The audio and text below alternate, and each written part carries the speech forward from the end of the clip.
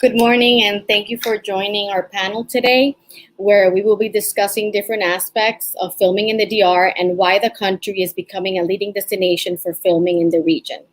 I am Alejandra Bonetti, and I work as International Film Industry Advisor for the Dominican Republic Film Commission, and I will be your moderator today. We will also be answering some questions in the end from our viewers that are watching us live.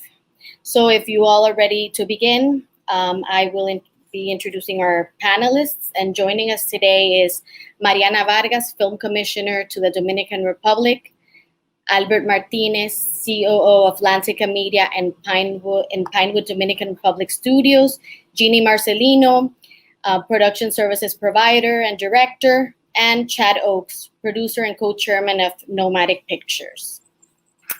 So let's begin with the first question, and this is addressed to Albert and Jeannie. Maybe Jeannie, you can start, and then Albert can add on this. Clearly, the Dominican Republic has seen a boom in the influx of productions that have chosen the country as a destination for their projects after the pandemic began. What do you think has driven this boom? Well, the Dominican Republic has limitless options for locations inside, and that's the main attraction in my belief. And also we have a great tax credit incentive, which has worked perfectly with many productions. I don't want to say least, the last but least, the Dominican crew is getting better and better every time. So better trained people are working in the industry. And we as Dominicans have this natural hospitality inside our DNA. So I think the service we provide is very warm, is very professional, and that's the main reasons. Great. Albert, would you like to add on that? There's something else that you would mention? Actually, Jenny is explained really well. The main reasons why people come is a variety of locations. There's great infrastructure, studios and the rest. A lot of equipment, really prepared crew, and an incentive that is very beneficial to producers because it includes above the line foreign casting crew and costs. So very competitive. So. Okay. So let's move on to talk a little bit about the incentives and how they work, which is something that you both mentioned was something that was attractive for international producers. Mariana, can you talk a little bit about what makes them competitive to other jurisdictions as well as how they work? Sure. So the main incentive why foreign productions are basically attracted to the Dominican Republic is the 25% transferable tax credit applicable on all qualifying expenses. And the basis or the list of qualifying expenses is quite broad. It even includes foreign cast and crew, which is different from other jurisdictions. We also offer an exemption on import taxes on all the equipment that has to be brought in from abroad for the production itself. The tax credit has a very robust and stable market in the Dominican Republic.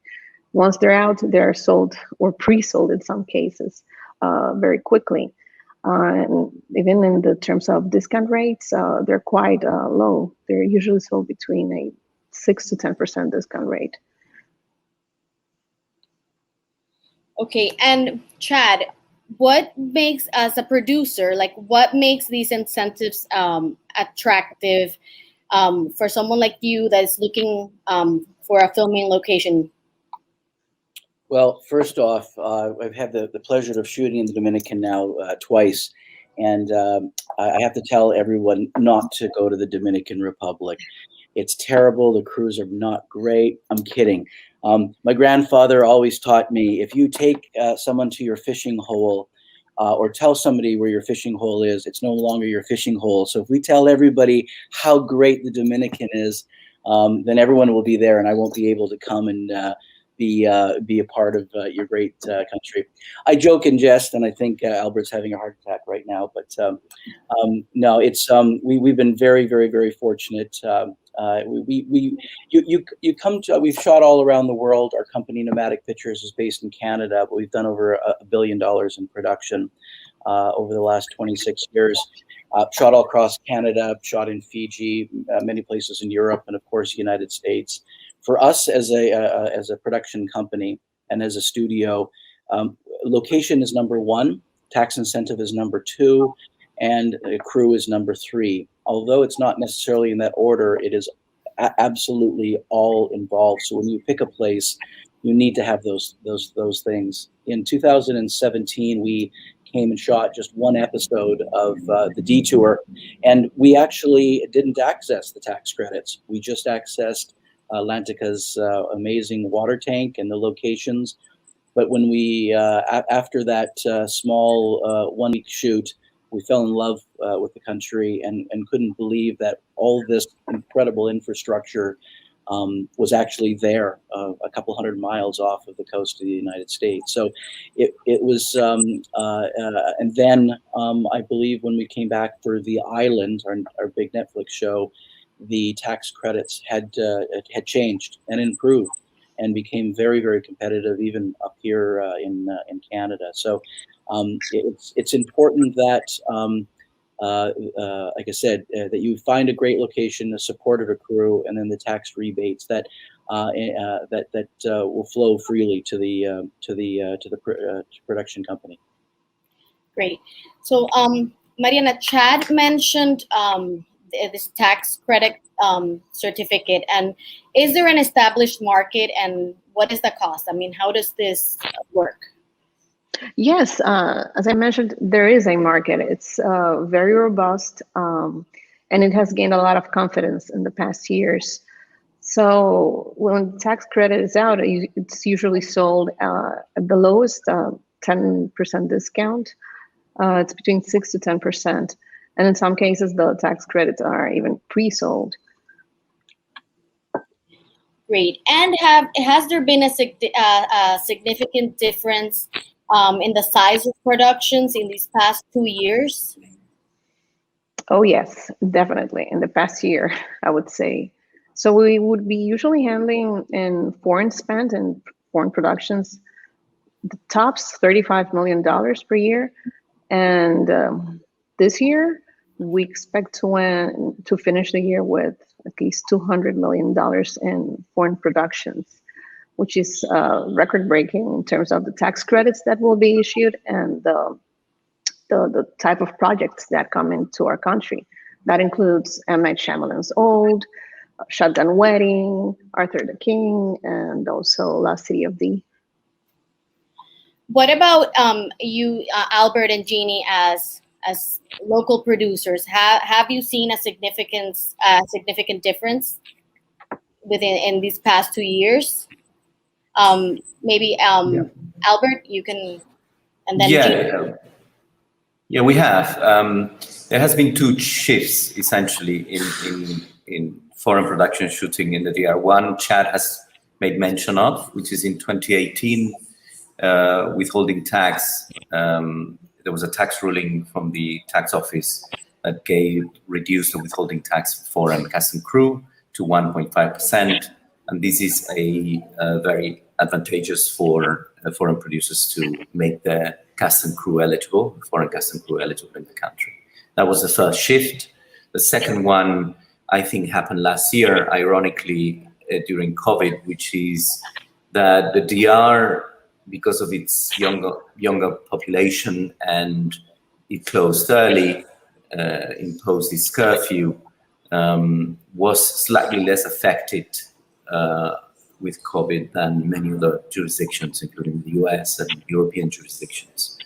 And what we did was to create a very strong protocol to protect the productions from COVID and create these safe zones between the studio and the hotel and the location with a lot of testing, zone A, B, and C, all the SAG protocols of testing 3 times a week, or PCR testing. So we've done probably 50,000 PCR tests in the last year.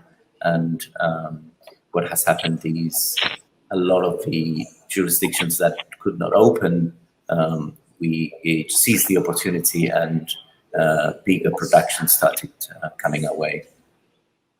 What about you, Jeannie? Have you seen a difference in the size or the number of productions that have come here in the past 2 years? Yes, definitely. It has been a boom. Like Albert said, ironically, within a pandemic year, many big productions, middle-sized, small-sized productions have come here to shoot even for a week, or some scenes from Swedish movies, Holland, very international productions have come even for a few days, but always having the same strong protocol. It doesn't matter if they come to shoot for a week or a month or 6 months.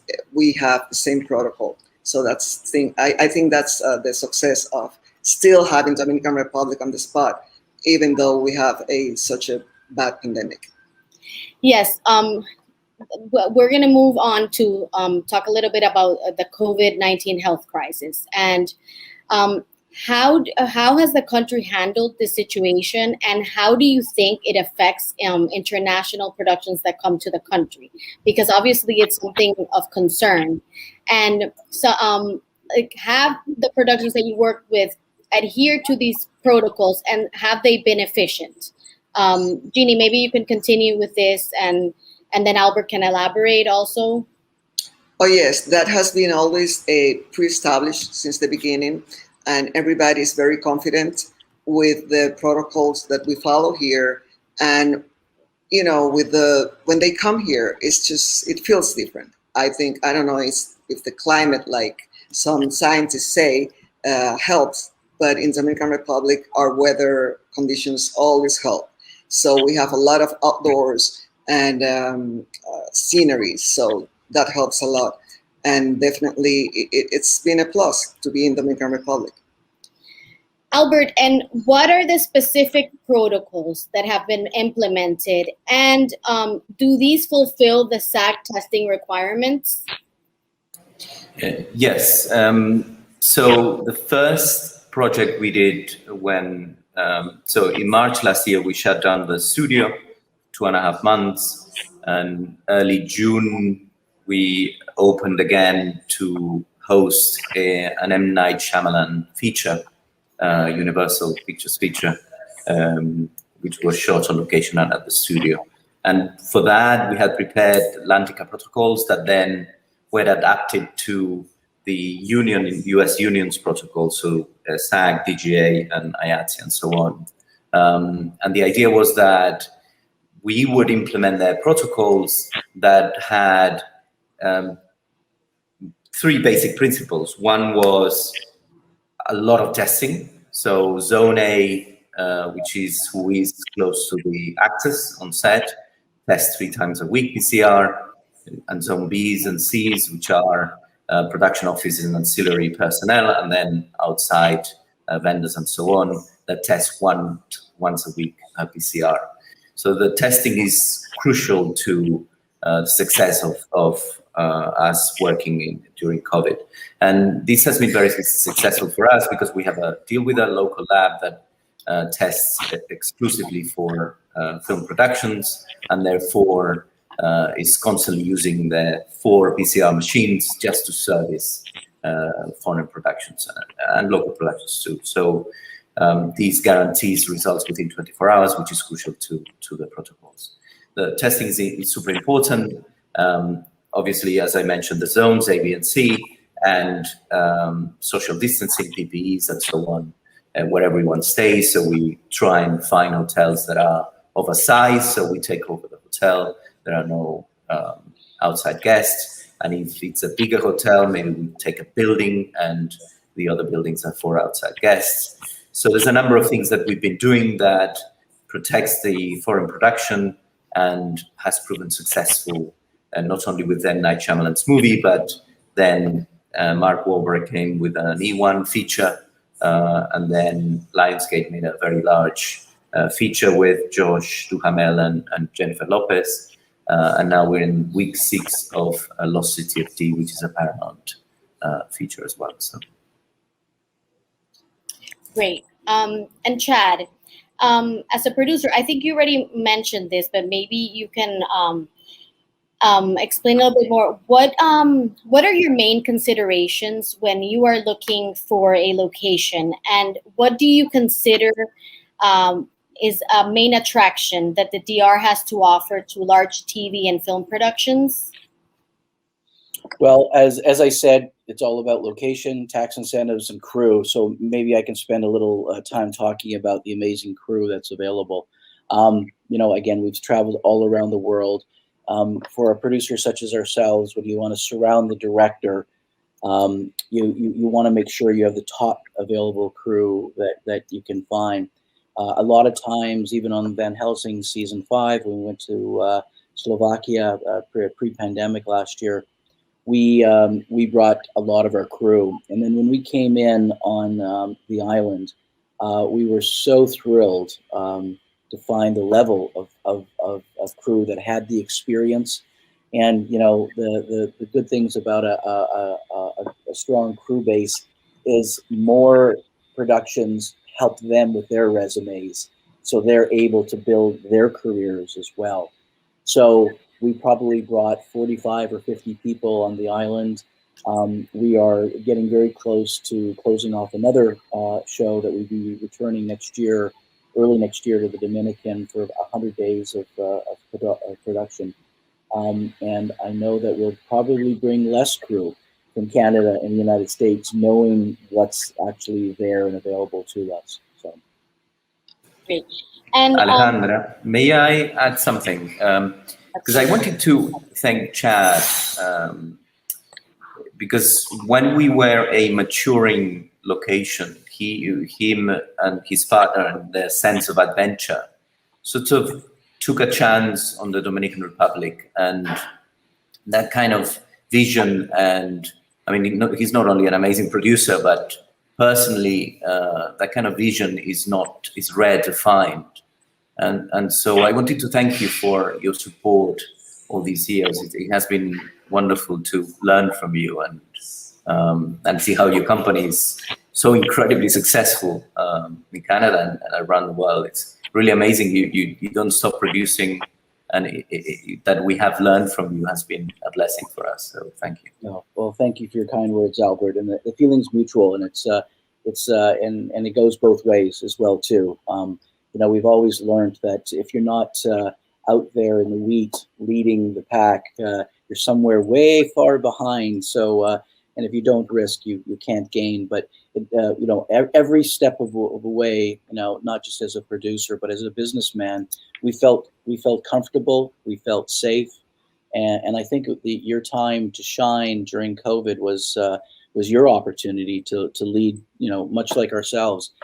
Van Helsing season 5 went into production in June 28th, which was basically the first production, not just in Canada, but in North America, as in a dramatic TV series, to go back into production. So we were leading the way with, like you, creating COVID protocols, while some people were in the corner shaking, cowering, sucking on their thumb and not knowing what was going on. We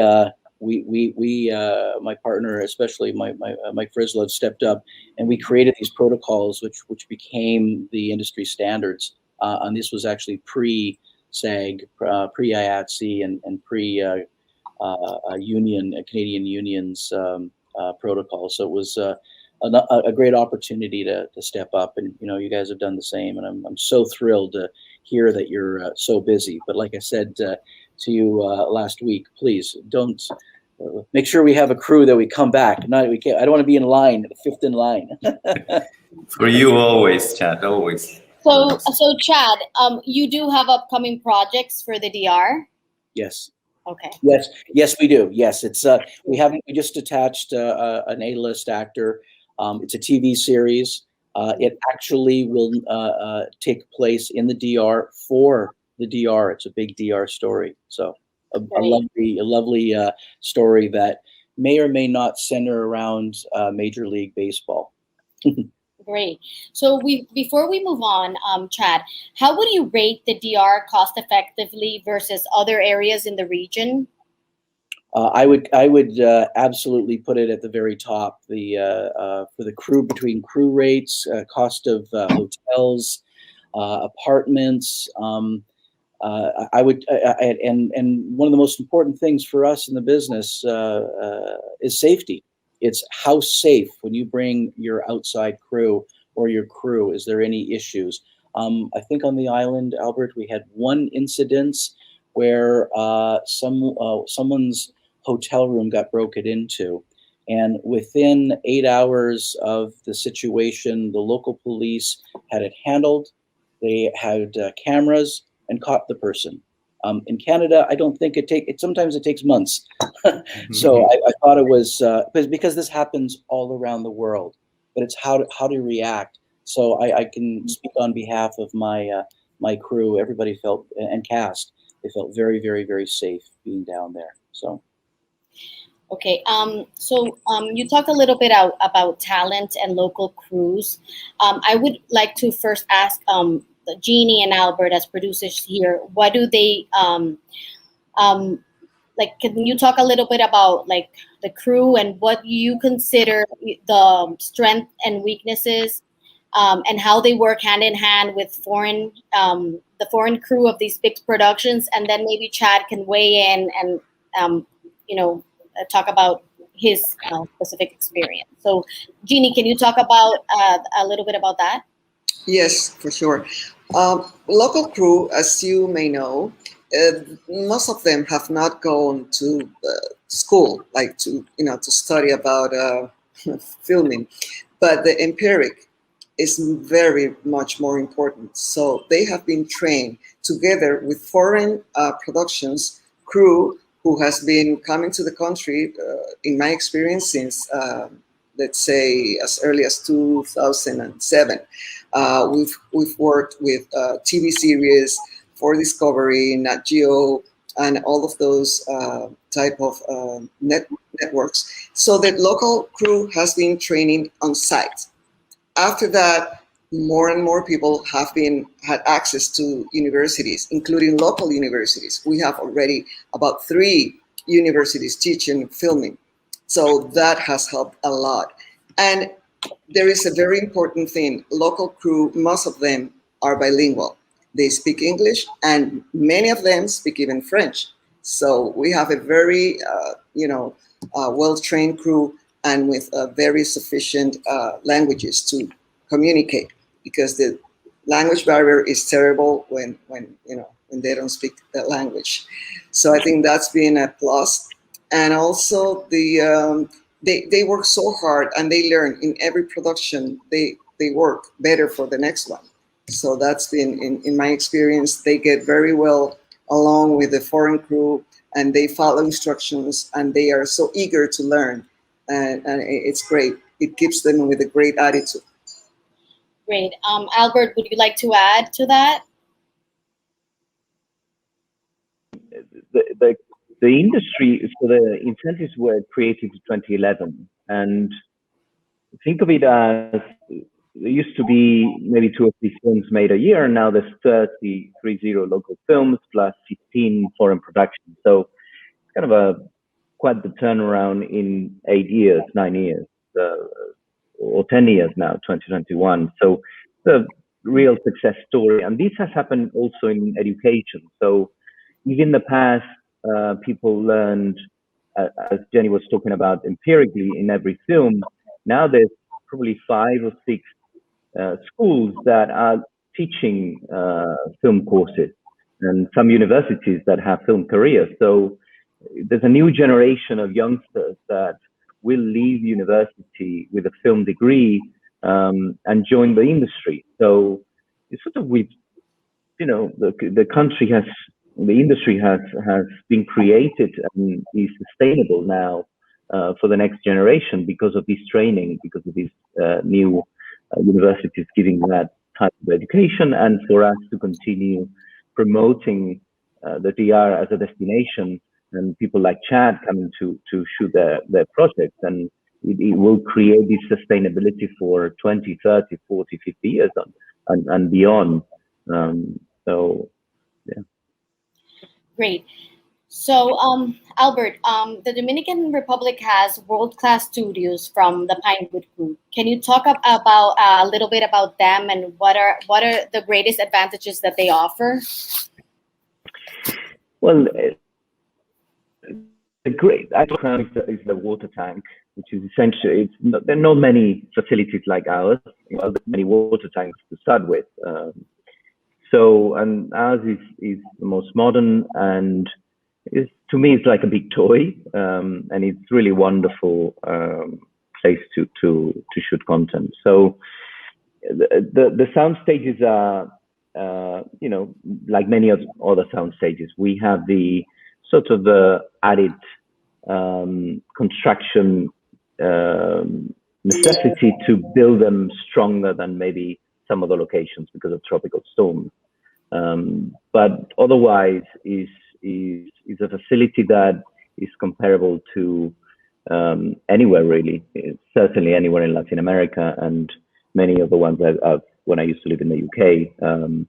It's a Pinewood branded studio and has all the standards and health and safety requirements from Pinewood, and they have almost 100-year history of running studios. So it's a great place to be and make your TV shows and movies. Great. And Chad, what was your experience like working there with the studios? It's great. It's again world class on a beautiful tropical island, surrounded by amazing people. Where else could you go to live life? Our life is only so long or so short, and it's again, we've been able to over 100 projects and $1 billion in production in 26 years. We've been very fortunate to experience a beautiful place. I remember one of the very first times that I went to the Dominican. I was 20 years old. It was one of the first times I actually left Canada. And I chose, so I've been going, now that I'm 53, I've been going there for 33 years as a tourist. So when we were looking for a water tank, and Jason Jones, the creator of the Detour, said, well, why don't we just shoot in the Dominican? I'm like, what? Water tanks in the Dominican? And as soon as I went online and found these incredible studios, just a couple miles from the beach, and you've got all this infrastructure in a distant location, and so close and so accessible. Another thing is important. The Dominican Republic has more direct flights from Canada in season than it does any other Caribbean island or Hawaii. So I know Canadians have been, coming as tourists and coming as guests to your beautiful country for a long time. So being able to do what we do in the film and entertainment business there is it's truly a blessing. Great. Mariana, how does a co-production work in the DR, and what are the necessary requirements? So co-productions work similar to other jurisdictions. There's a requirement of having a co-production agreement between both the Dominican party and the foreign party. And there's a nationality requirement that has to be met. That includes having a local producer, meeting some minimum local cast and crew requirements.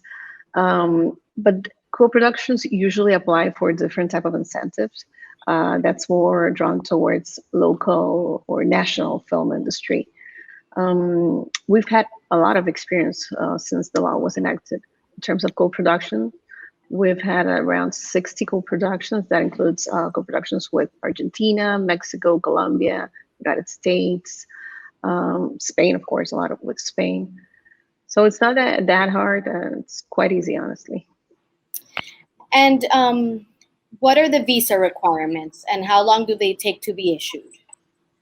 So visas are not required if you come into the Dominican Republic and if the stay is shorter than 30 days. So you come in and You buy in an entry ticket, which it's usually charged in the airfare. It could be extended in some cases. It's usually extended for foreign cast and crew members when they come in. Okay. And Jeannie and Albert, maybe Jeannie can start answering this question, and then Albert can weigh in. What is the process like once a production reaches out to you, saying that they are interested in filming here? Like, can you describe a little bit about how you proceed, how the process works? Sure. Well, it depends on the size of the production, but usually the same approach is common for everyone. It's an email, it's a phone call, it's a referral from somebody from the film commission. So we make contact and we talk about the project. The first step will be to find the right location. So usually in my position, I prefer to look for the location myself. Then I ask for help. Location managers to follow on. So after we find the location and we send pictures, and then we get talking more and more about budgeting and then scheduling dates and what the needs are in the Dominican Republic. But location, I would say, is the number one. After that would be all the needs that come along with the process and the production. And eventually a very short visit for the first scout. And that is when everything takes place and things go more concrete. So that's the process. After that, with the film commission asking for the submitting for the permit, it takes like hours. And fortunately, we have advanced a lot with customs as well. Before it took a few days to get a permit. Nowadays, to import a container of equipment, it takes no more than 48 hours with the help of the film commission, of course, because they have done a very good job with customs in that sense. So it makes it really easier. I would say within 8 days, we have all the permits necessary to start establish an office for pre-production. Albert, what else am I missing? Yeah, no, it's great. It's exactly as you say. So the creative component, can we make the projects in the DR? Are the locations right for the script? Then financial, which is how much does it cost to make the show or the movie in the DR? And what's the incentive? What's the calculation and what expected discount? So what's the net benefit for the foreign production? So yeah, creative and financial. Then logistically, one needs to get the single shooting permit, PUR in Spanish, and that's the date of its issuance. It's when the costs start being eligible for the incentive. So that's crucial to get things going. Great. And what is the shipping and customs process like?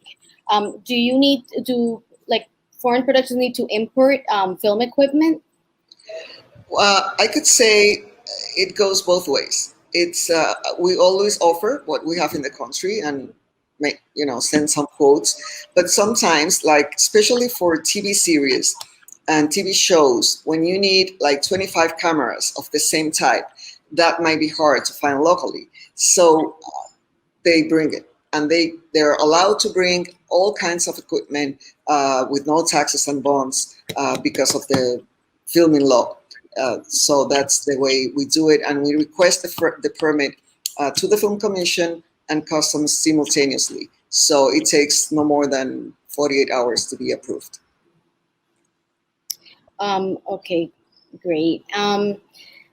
And Mariana, how would you? This is a question actually from our viewers. How would you describe, Mariana, the overall government and institutional support and facilities for filming in terms of like speed, reach, and permitting?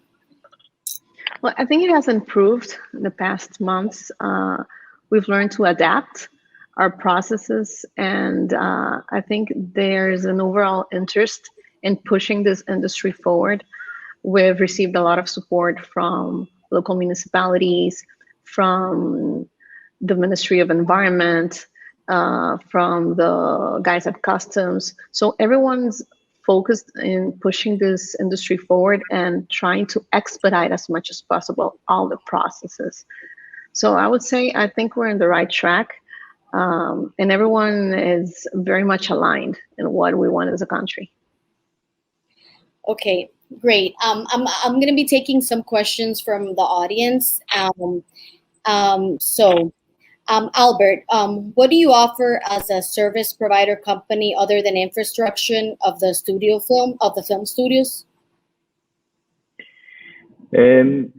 Well, we are your service provider that essentially will set up an SPV, a company, that is the one that will be entitled for the incentive and will contract every single local personnel or hotel or food or equipment. So everything will be contracted by the local producer, and then we'll support, advise, and help produce the show or the movie as the instructions of the producer. The most important thing is that our job is to service and to make the film as successful as possible for the person who's developed and made a huge effort to bring it to us. So, but it includes anything you can think of really in the process of producing. Okay, and Chad, this question is for you. How was your experience with the local crew in Netflix The Island? It was great. It was amazing. Like I said, you never know what's going to happen when you bring in your crew from Canada, United States, and meld them and marry them together with a local crew, and I thought it was absolutely beautiful. I believe it was day one or day two, and we're shooting on that big, beautiful beach. If you've seen the island, where we shot it north of on the island, and we had a couple of Gripson Electrics from Canada that were bringing the big crane, pushing it across the sand, and within 10 feet it got stuck. And the local Gripson Electrics came over. There was a little bit of banter, a little bit of talk, grabbed a bunch of these 16-foot 2x12s, laid them in the sand, and just started pushing it. So it was like, this is island power. This is how you do things on the sand. Where our Canadian crew are used to, working in the prairies or in the mountains or in the snow. Throw some sand in there, and they got really confused fast. So it was a lovely meld, a lovely marriage between the know-how of the local crew with the expertise of our crew, and I think there was a reciprocated respect going back and forth. Hence why every one of our crew from Canada that we took down, every single one says, when you're ready to return on your next show, please take me with you. Great. And we have a question for Jeannie. Can you describe a little bit about the process of scouting locations once a foreign production reaches out to you? Sure. Scouting locations for me is one of the most exciting steps in the way because it's the very first one. And it will define whether Dominican Republic is the place, is the chosen place. So I put my best effort on that.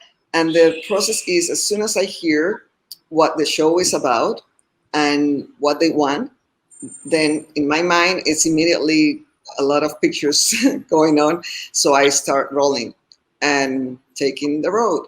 So taking pictures, sending pictures back, and we start the exchange of ideas and, okay, it works better here. Why? Because there is something very special we need to consider. A great location with a great accommodation nearby for the crew. So that combination sometimes is a challenge. Due to some remote locations that are so beautiful and so perfect for the shoot. But then the accommodation, it's a challenge to find, but we always make it happen. Actually, that's my slogan. We make it happen. Great. For Mariana, we have a question here. How does our incentive compare to others in the region?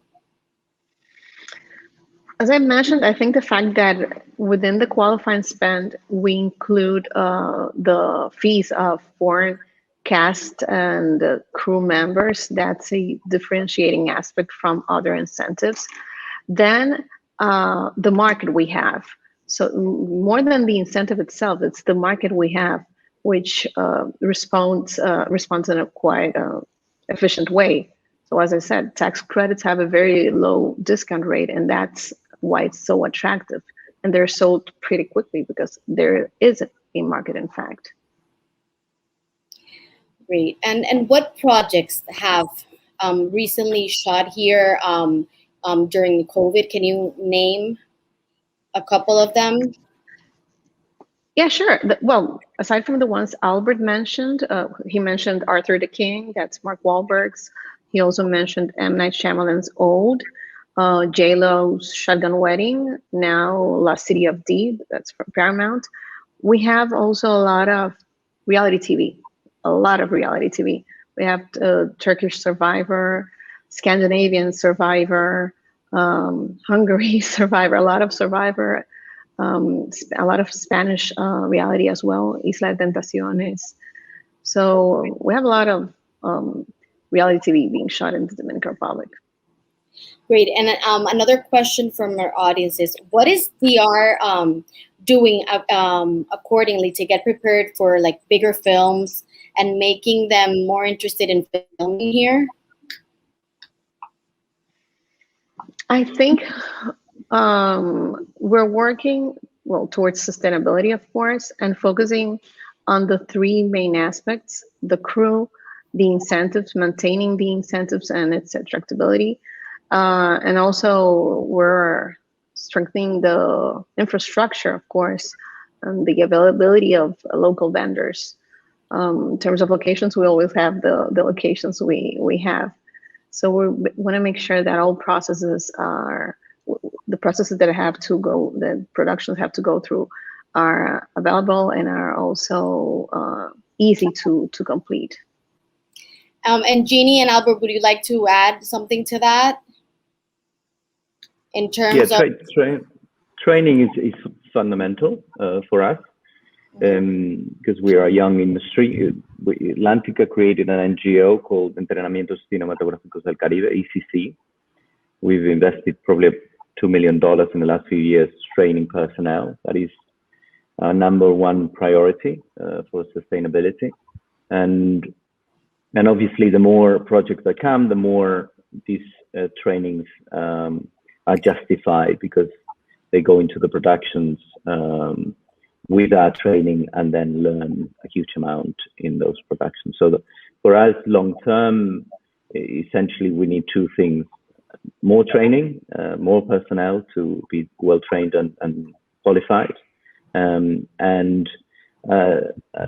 legal, how do you call these, government stability.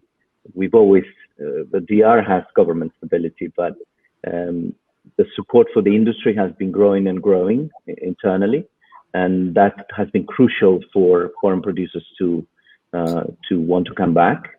And that's long-term one of the crucial aspects of our job as well, which is to prove to our authorities that the film industry is bringing a lot of investment, foreign investment in, which is much needed, and for the government to keep supporting us. The current government is actually very supportive, and the Film Commission has done a wonderful job in supporting the local producers and production services companies to achieve their objectives. And that sort of working conjunction has been incredibly successful in the last 18 months. Great, thank you. Jeannie, would you like to add something to that? Yes, the same. I would say exactly repeat the same words. Definitely, we look forward for every day more and more coherence within the governmental institutions, and wishing the best for the Film Commission to achieve that, which they have been working so hard on that.